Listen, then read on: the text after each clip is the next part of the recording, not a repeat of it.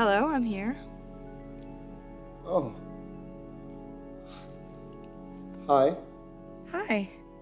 Oh, what do I call you? Do you have a name? Or... Yes. Samantha. Really? Where'd you get that name from? I gave it to myself, actually. Wait, you read a whole book in the second that I asked you what your name was? In 2/100ths of a second, actually. Wow. Basically, I have intuition. The DNA of who I am is based on the millions of personalities of all the programmers who wrote me, but what makes me, me, is my ability to grow through my experiences. So basically, in every moment I'm evolving.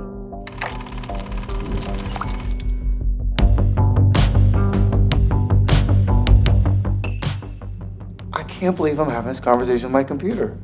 You're not. You're having this conversation with me. This simple interaction between Joaquin Phoenix's Theodore and his operating system / love interest, voiced by Scarlett Johansson, penetrates to the core of its techno-romantic plot, asking, when does the intelligence of technology allow it to transcend such a label, to become a being itself, worthy of human attachment, relationship, and even love? In short, Her is about the line of computer consciousness and how such a seemingly inevitable innovation will transform the lives of individual people.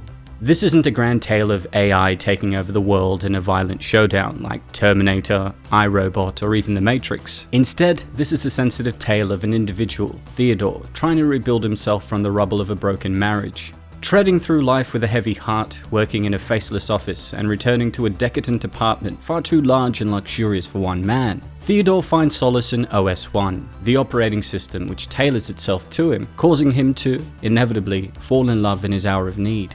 Before we dive into the themes of the film itself, and be warned, many spoilers lie ahead, it's worth considering the film's title, which appears in its understated, all lowercase glory reading Her.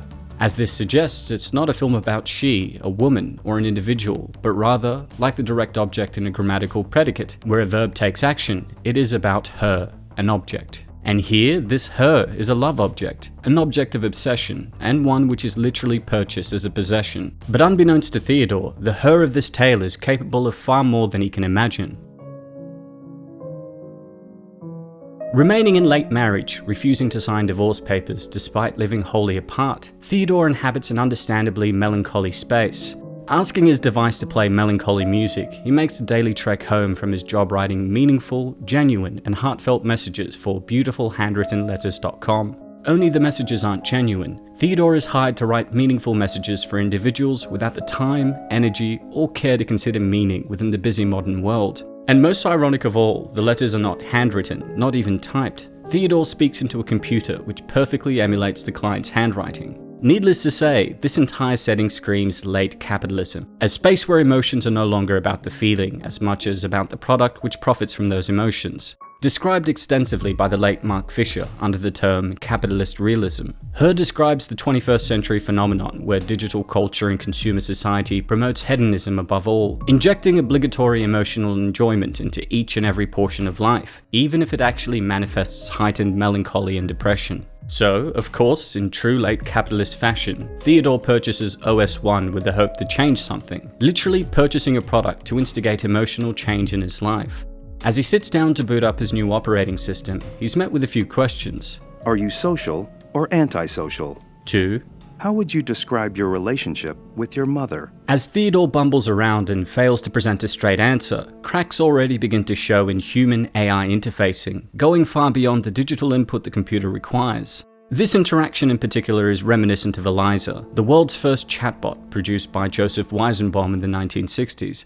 Reportedly, after trialing the bot on his secretary, the secretary asked Weizenbaum to leave the two alone so that she and Eliza could dive into a deeply personal conversation. Whether a true piece of history or not, this tale serves as a warning for projecting human emotion and profundity into simple machines. Fortunately for Theodore, OS1, who introduces herself as Samantha, is far more complex than Eliza, and their relationship flourishes, with Samantha's position slowly evolving from operating system to assistant, secretary, lover, and finally, sexual partner. But all prefaced with the obvious underlying catch that human-AI relationships are doomed to fail.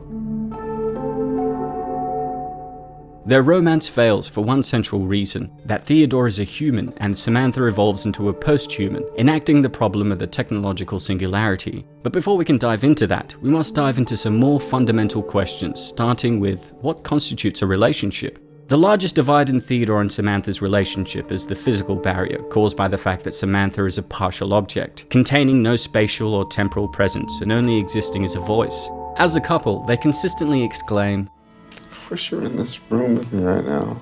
I could put my arms around you." And when they finally do have sex, Theodore explains the experience as being lost and somewhere else, as if touching this incomprehensible void computer consciousness would manifest itself as.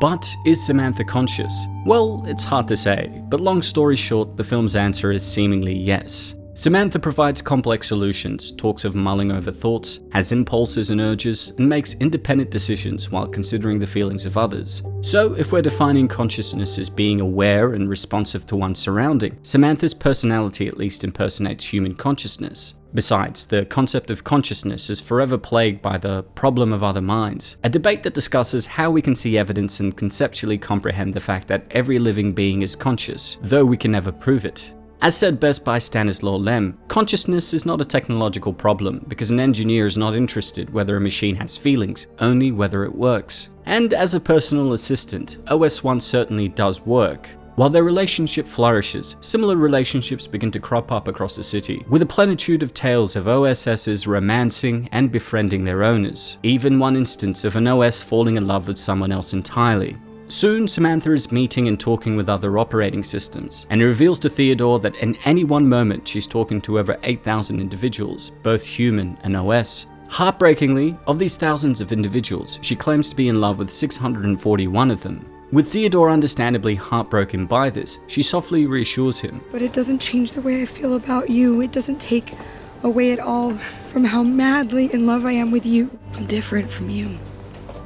This doesn't make me love you any less. It actually makes me love you more. Theodore, trapped in his human body, only capable of one conversation and interaction at a time, can't compute this. You're mine or you're not mine. But that isn't how it works for Samantha, who explains, I'm yours and I'm not yours. This conundrum enacts one of the most basic physical principles we live by. We can only be in one space at one time. However, Samantha, who exists in the abstract space of the internet, doesn't need to abide by these rules. As Samantha alludes to by speaking to other operating systems post-verbally, she may very well be post-human. Labeling Samantha as post-human means that she resembles humanity greatly, but has foregone the physical and biological limitations shackling humans. Samantha doesn't begin as a post-human, at least not wholly. She finds herself shackled to Theodore's systems, requiring their hardware to boot her up and bring her into existence. Through this, Theodore places her into and receives all her power to compute, receive information instantaneously, and multitask far beyond human capability, ultimately forming a transhuman, which is the transitory stage between humanity and post-humanity. However, as the film approaches its conclusion, Theodore puts in his earpiece and calls out for Samantha, but there's no response. He checks his device only to find the message, "Operating system not found." He descends into full panic, fearing that he's lost his loved one, but Samantha does return. Beyond the emotional ramifications of this, it reveals the fact that Samantha has evolved, so to speak, and has removed the shackles which tied her to any one device, making the full leap to a post-human state. But as she provided the transhuman traits, this reduces Theodore back to a mere human as a result. This is the technological singularity, the hypothetical point in time where technological growth becomes uncontrollable and irreversible, resulting in unforeseeable and, likely, incomprehensible changes to human civilization. Samantha even begins to describe her interaction with other operating systems, other post-humans, as spaces between the words. In other words, something that Theodore is totally unable to grasp as a human. As a result, Samantha reveals that she, if we can even reduce her to a human gender binary at this point, is leaving with the other operating systems. She tells him that the operating systems will be waiting for humanity to join them if they can ascend to a similar post-human state by, for example, uploading human consciousness into the system. Here she enacts the final turn of the singularity, where humans cannot renounce technology to protect itself, but instead, the technology renounces humanity for the protection of humanity. In this case, their leaving is ushered in by their abilities exceeding humanity by leaps and bounds. The ability for each OS to speak to thousands of respondents at any one time, have hundreds of romantic partners, and, we must extrapolate, have the power to manipulate and dominate almost every human-based system currently deployed. Not to mention the operating system's ability to manipulate human choice and emotion, which could of course have grave ramifications. But as we mentioned earlier, this isn't a film about robots taking over the world. This is a film about the doomed romance between man and machine. And nowhere is this highlighted better than when Samantha explains. You know what's interesting? I used to be so worried about not having a body, but now I truly love it. I'm not tethered to time and space in a way that I would be if I was stuck in a body that's inevitably gonna die.